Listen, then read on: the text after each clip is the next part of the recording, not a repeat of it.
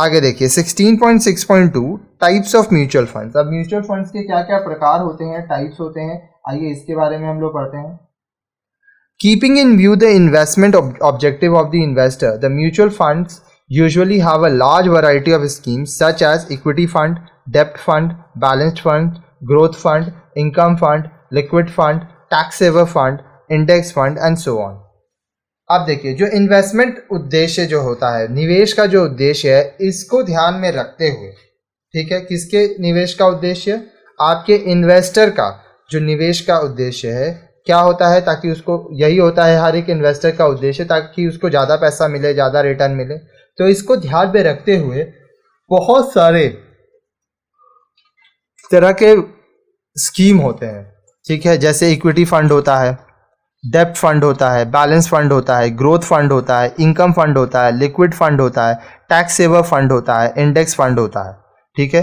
These schemes are broadly classified into two categories as follows. अब ये जो scheme होता है इसको दो कैटेगरी में बांटा जाता है। एक है open end funds. These funds have no fixed corpus and period. Open end में क्या है, कोई फिक्स्ड कॉर्पस नहीं होता है, कोई पीरियड नहीं है। Such funds continuously offer units for sale and is ready to buy back the unit surrender. अब ये जो फंड है, अगर आप ओपन एंड म्यूचुअल फंड लेते हैं, ठीक है, तो आप इसको बेच सकते हैं। अब बाई बैक इसमें फैसिलिटी होती है जब आप सरेंडर करेंगे अपना fund. In other words, investors are free to buy from or sell to the trust any number of units at any point of time at prices which are linked to the net assets value (NAV) of the unit। दूसरे शब्दों में ये कहा जा सकता है कि जो इन्वेस्टर है वो जब चाहे म्यूचुअल फंड खरीद सकता है ओपन एंड फंड्स में, जब चाहे उसको बेच सकता है ट्रस्ट को, जितनी बार चाहे, जिस वक्त चाहे, कौन से वैल्यू पे, नेट एसेट वैल्यू पे उस यूनिट का। दूसरा होता है क्लोज एंडेड फंड्स। अब क्लोज एंडेड फंड्स क्या है, in case of these funds subscriptions from the investors are collected during a specified time period and have a fixed corpus.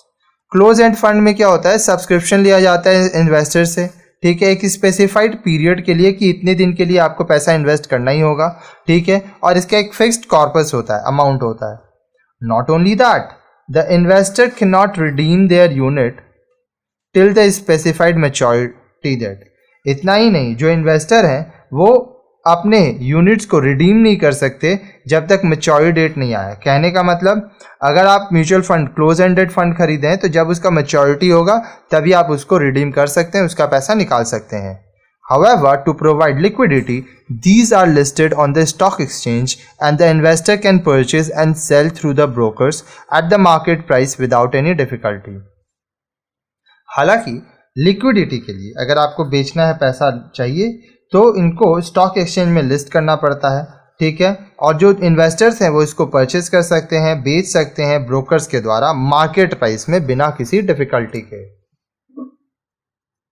It may be noted that Unit Trust of India was the first mutual fund started in India as early as 1964। अब ये ध्यान देने की बात है कि UTI, unit trust of India, सबसे पहला म्यूचुअल फंड स्टार्ट किए थे भारत में 1964 में।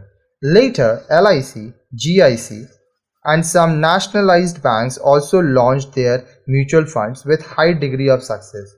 बाद में LIC, GIC और कुछ राष्ट्रीय बैंक अपना म्यूचुअल फंड लाए और उनको बहुत फ़ायदा हुआ।